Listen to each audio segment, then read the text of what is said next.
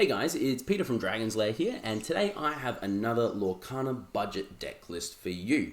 So this is a set 4 deck list, and it is built around Amber and Amethyst. And this one actually comes from one of our local players, Corey, who brought this deck to our winner box over the weekend and came top 8 with it. And because of that, I was a little bit intrigued as to what he was playing, because he was playing against a lot of control and combo decks throughout the day. So the idea behind this deck is it's a very aggro deck, very low to the ground. A lot of your characters cost either 1 or 2 or 3 ink, and they all quest for more than 1 most of the time. The idea behind it is you're going to win the game, or put yourself in a position to win the game before the combo and control players really set themselves up and get their ball rolling.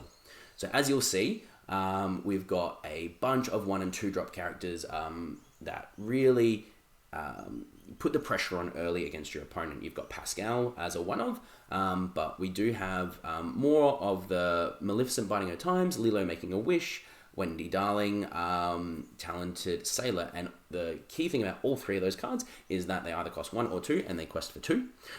Piglet, Pooh, pirate captain, can quest for up to 3 if you've got 2 other characters in play, and Pinocchio just straight up quest for 3. So those guys on turn 1 or 2 are really going to start putting the pressure on. But where this deck really shines is the bodyguard package. So although you've got a lot of low drops that quest for a lot, to make sure that they keep sticking around and questing for a lot, we have some Simbas, Prince Eric, Donald Duck, and Baloo, and all of these guys are really there to make sure that your opponent can't get into your big questers early, so that they keep putting the pressure on turn after turn. We do have the Merlin and Madam Mim package that most purple decks run, just because it's just that good. Merlin Goat is honestly sometimes the goat of purple, because that 1 extra law when he enters and leaves can sometimes just be game winning on the spot. And Madam Mim does a lot of tricky things. Madam Mim can be, bouncing our bodyguards if we need to as well to reset them. But one thing this deck does have, which is a little bit cheeky, is the Bruno Madrigal package with Merlin Squirrel. So Bruno Madrigal says, he's a 4-mana 3/3, and we often see this guy in the Brooms or the Puppies deck, but he can name a card.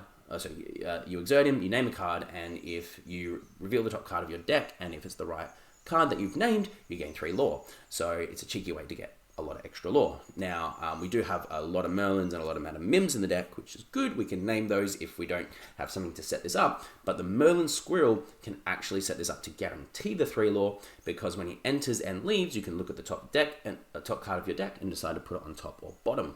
So what that means is we're going to know exactly what's on top of our deck. For Bruno Madrigal, we're going to gain that 3 lore. Very, very powerful.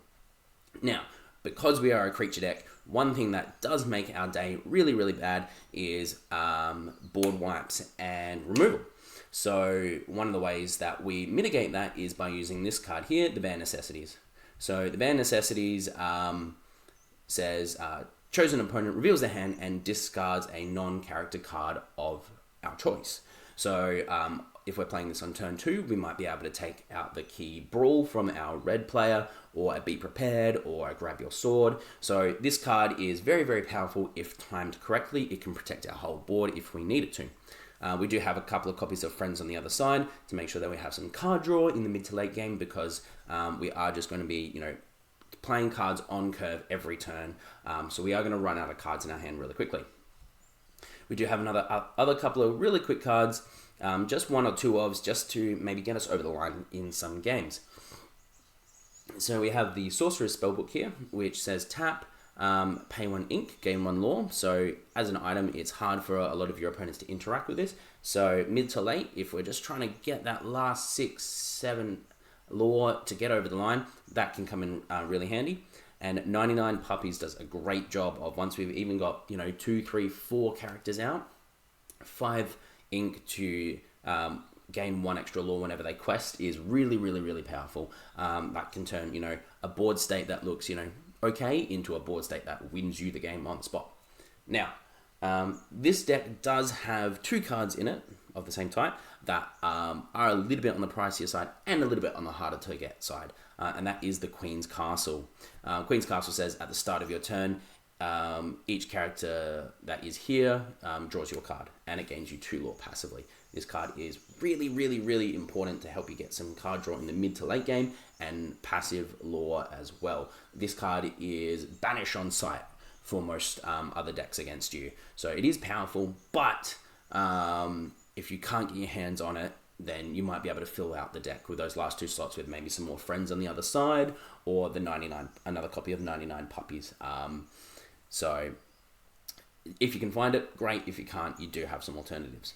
Now, there are 2 cards coming in Shimmering Skies that I think would fit nicely into this deck, and actually improve it and keep it really meta, relevant, and playable and fun at your locals or in bigger tournaments. And one of those cards is Daisy Duck. So Daisy Duck is a 1-drop, which has 1 strength and 4 willpower, and quests for 2. So already these stats are fantastic. Does exactly what we need. It's early to play, it quests for more than 1, and it's actually got a pretty good body on it to soak up at least 1 or 2 hits in the early game. It does have a drawback, which is whenever this character quests, each opponent reveals the top card of their deck. If it's a character card, they get to put it in their hand. Otherwise, they put it on the bottom. Now, that's actually not that big of a drawback in this deck. Why is that? Because against a lot of the control decks and a lot of the combo decks, we're not really too fussed if they get a character card. You know, our goal is to put the pressure on early and everything like that. So if they're spending their time, playing a lot of characters out, we're going to go underneath them, and that's great. If it's not a character card, it goes on the bottom of their deck. So that actually might get away some of those pesky, be prepared, grab your sword, strength of raging fire, any of those cards that actually might be a problem for us. So is it a drawback? Not really. So this is actually going to slot straight into this deck. And the other card from Shimmering Skies that will go perfectly in this deck, which kind of solves our Queen's Castle problem, is the Library A Gift for Belle. Now, this card works as a similar function to what Queen's Castle is trying to do in this deck, but it is an uncommon, which is fantastic for us. So Queen's Castle costs 4. This one costs 3 to play, which is already a bonus. Same as Queen's Castle, it's 1 to move your character to this location. It has 8 toughness. So one of the reasons why Queen's Castle is so good is that 7 toughness keeps it out of range of Maui challenging it. But it still gets banished by the Hercules that has rush and challenges and 7 power, sorry. So this, by being 8 power, actually keeps it out of range of Maui and Hercules. So it's going to stick around for at least 1 turn. And the ability is maybe even a little bit better. So even though it's only gaining you 1 lore per turn, this says whenever a character is banished while here, you may draw a card.